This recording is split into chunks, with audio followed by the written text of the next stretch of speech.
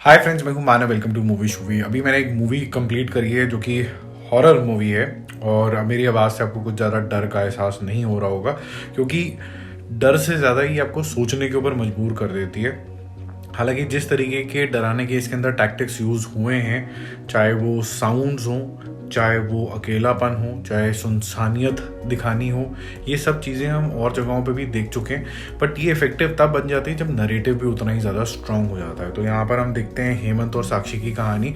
और ये जो कपल है ये किसी वजह से भागता है शहर से और किसी गांव में आ जाता है। और गांव में जहाँ ये ठहरे हैं वहाँ का जो इन्वायरमेंट है ना, वो काफ़ी ज़्यादा आपको थोड़ा सा ना ईरी फीलिंग देने लग जाता है। आप इमेजिन करिए कि एक घर है ये और इसके आसपास गन्ने के खेत हैं, और गन्ने के खेत इतने टॉल हैं कि आप उसके बियॉन्ड देख नहीं सकते हैं। और बीच में जो कोठी है, जो भी टूटा फूटा सा घर है, थोड़ा जला हुआ सा घर है, वो इतना ज़्यादा आपको ईरी फीलिंग देने लग जाता है कि आप थोड़े से हैरान परेशान हो जाते हैं और आप कुछ ना कुछ सोच में भर जाते हैं, अपने आप को मोटिवेटेड रखना चाहते हैं। और यही सब नुसरत ने आप अपने एक्सप्रेशन से अच्छे तरीके से डिलीवर किया है।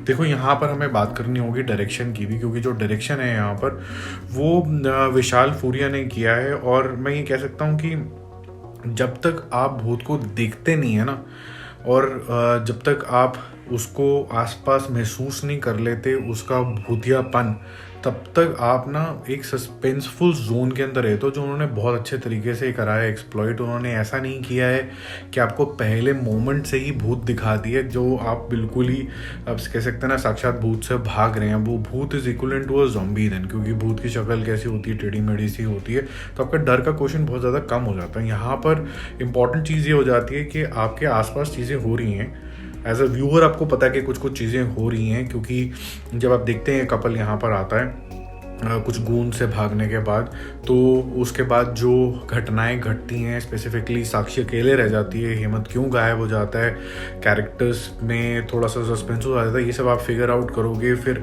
अचानक से उसकी जो केयर टेकर होती है वहाँ पर, भानु देवी, जिन्होंने मीता ने प्ले करा, मीता वशिष्ठ ने, बहुत पुरानी एक्ट्रेस हैं, बहुत ज़बरदस्त था उनका रोल किया उन्होंने, कई लेयर्स दिखाई हैं यहाँ पर।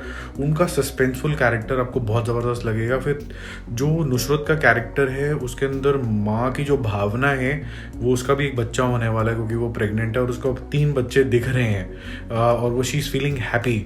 But at the same time as audience you feel something odd in that. Mid way में आते आते साक्षी को ये लगने लग जाता है कि जो उसके आसपास हो रहा है शायद वो सुपर नेचुरल हो रहा है, और फिर हमें बैक स्टोरी में लेके जाया जाता है। अब सक्सेसफुल जितनी भी हॉरर मूवीज होती हैं उसके अंदर आपने नोटिस किया होगा कि जब तक आपको भूतों से लगाव नहीं हो जाता, ये मैं बार बार हॉरर में बोलता हूँ, जब तक भूत के साथ हुआ क्या है और वो भूत क्यों बन गया है और किन वजहों से उसके साथ अत्याचार हुआ जिसका बदला वो लेना चाहता है, ये जब तक नहीं होता ना, तब तक आपका दिल लगता नहीं है, ना आपको डर लगता है, ना उसके साथ लगाव होता है। और अल्टीमेटली जितनी भी सक्सेसफुल ऐसी भूतिया मूवी, एक मदर भी मूवी आती है, मैं हमेशा उसका एग्जाम्पल देता हूँ, उसके अंदर एक सोल होती है औरत की जो बहुत ही लोनली होती है, वो 2 बच्चों को पालने लग जाती है सोल, वो काफ़ी ज़्यादा इमोशनल हो जाती है। हालांकि है भूत की कहानी और काफ़ी डरावनी मूवी है वो।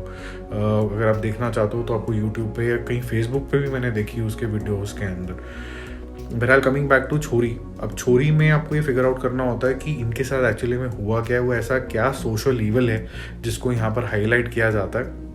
बताने को मैं बता सकता हूँ बट आप खुद फिगर आउट करो, आपको पता है। और दूसरा, जो आसपास के जो कैरेक्टर्स हैं वो ऐसा वियर्ड क्यों बिहेव कर रहे हैं, आपको बहुत लेट जाके एक्सप्लोरेशन होता है और कुछ ना कुछ ट्विस्ट होते रहते हैं, थोड़े आप एक्सपेक्ट नहीं कर रहे हो, तो ये हो गया, फिर ये हो गया, फिर ये हो गया, और लास्ट का जो सीन आता है वो आपको काफ़ी कुछ सोचने को मजबूर कर देता है। बाकी अब ये तो होगी मूवी की बात, क्योंकि ये काफ़ी ठीक ठाक सी मूवी है जो आपको बहुत ज़्यादा डराती तो नहीं है, ये नहीं बोलूँगा आपको डराती है, बट थोड़ा सा ईरी फीलिंग देती रहती है। बट कुछ चीज़ें अगर आप इसके अंदर बहुत क्रिटिकल हो जाओगे तो आप बोलोगे कि यार ऐसा लग रहा है कि जैसे स्टोरी के अंदर आप बनाने ही निकले थे हॉरर। मतलब एक होता है ना ऑर्गेनिक हॉरर, एक है कि जैसे अब ये जो कपल है, अब ये कपल पैसे नहीं दे पा रहा है और हेमंत और साक्षी डिसाइड करते हैं कि जी हमें भागना पड़ेगा।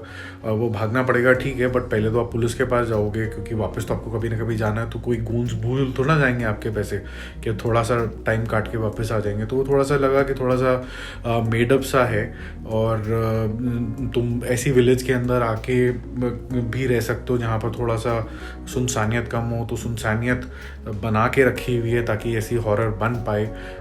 ऐसी ही कोठी दिखाना कि जहाँ पर आपको पता है पहले दिन से ही कुछ ना कुछ उल्टा पुल्टा हो रहा होगा। और फिर जो भानु देवी का कैरेक्टर है वो काफ़ी ज़्यादा लेयर्ड है, लगता है कि जैसे वो कुछ छुपा रही है।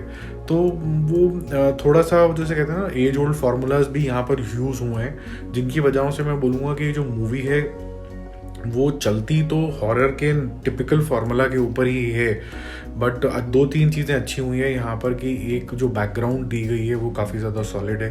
दूसरा, भूत का जो एंट्री है वो काफ़ी लेट, और जितनी ज़्यादा लेट होती है उतनी मूवी ज़्यादा इंट्रीगिंग हो जाती है और आप सोचने में मजबूर हो जाते हो। स्पेसिफिकली जो बच्चों का प्ले है इसके अंदर, जो 3 बच्चे दिखाए जाते हैं वो आपको अच्छा खासा बाद में स्कैर क्रिएट कर देते हैं, क्योंकि बच्चे मासूम होते हैं और कुछ भी चीज़ मासूम होती है ना, वो अचानक से कुछ ऑकवर्ड सा कर दे तो वो आपको अजीब लगता है। तभी जो डॉल्स वगैरह होती हैं उनको एक डराने का माध्यम यूज़ किया जाता है हॉरर मूवीज़ में, क्योंकि you are not expecting a cute see doll और a stuff toy to act weird और स्कैरी। तो वहाँ पर अगर वो स्कैरी हो जाता है तो फिर वो काफ़ी ज़्यादा आपको थोड़ा सा शॉकर सा देता है। इसके अंदर भी कुछ ऐसे सीन हैं जो आपको जैसे एकदम क्लोजअप में आ जाना, एकदम हाथ आ जाना और एकदम कोई खींच के लेके जा रहा है, ये सब नॉर्मल चीज़ें हैं। डार्क में होता है, अंधेरे में भूत दिखता है और अचानक से थोड़ा सा दिख के चला जाता है, ये सब चीज़ें नॉर्मल हैं, ये आपको यहाँ पर भी विटनेस होंगी।